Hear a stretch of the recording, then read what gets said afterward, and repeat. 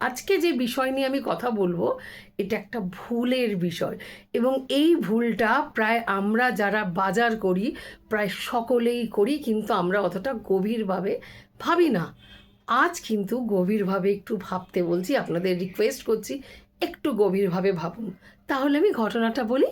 বকখালি যাব বলে ট্রেন থেকে নেমে যখন গাড়িতে উঠবো, দেখলাম একটা পুকুরের মধ্যে একজন মহিলা প্রায় অর্ধেকটা ডুবে কী সব তুলছে, আর পাশে একটা সাপ ঘোরাঘুরি করছে। আমি বললাম, ও মাসি, তোমাকে তো সাপটা কামড়ে দেবে। বলছে, না না, এটা জল ধরা সাপ, এটা কামড়ায় না। আমি বললাম, তুমি কী করছো? বলল, আমি কলমির শাক তুলছি। আমি বললাম, খাবে? বলল, না গো, এটা আমি বেচবো। আমি বললাম, কততে বেচবে? বলল, 10 আটি যদি আমি বেচি 20 টাকা পাবো। 20 টাকা? হ্যাঁ গো মাসি, 20 টাকা পাবো।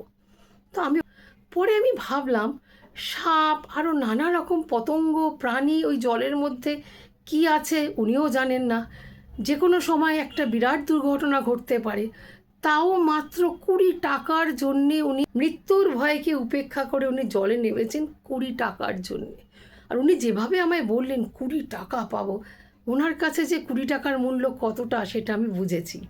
এই শাকগুলো যখন আমরা আবার বাজারে কিনি, তখন যদি বলে যে 3 আটি 30 টাকা, আমরা বলি না না 20 টাকা দেবো। সে তো যদি না করে তখনও বলি, না না ওরম করো না, এই নাও 20 টাকা বলে অনেক সময় কিন্তু আমরা চলে আসি। মাত্র 10টি টাকা কিন্তু আমরা ভাবি জিতে গেলাম, বিরাট জিতে গেলাম। ঈশ্বর এতটাই দিয়েছেন, সেই 10 টাকার কিন্তু আমাদের কাছে খুব বিশেষ মূল্য নেই।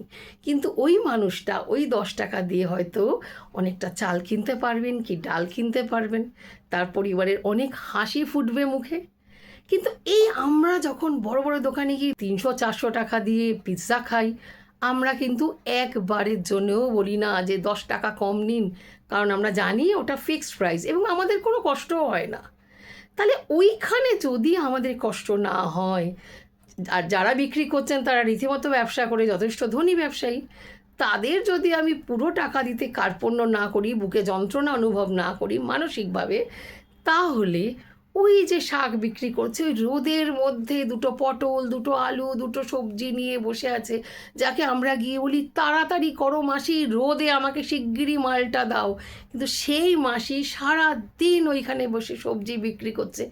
তার কাছে কেন আমরা দাম কমাবো?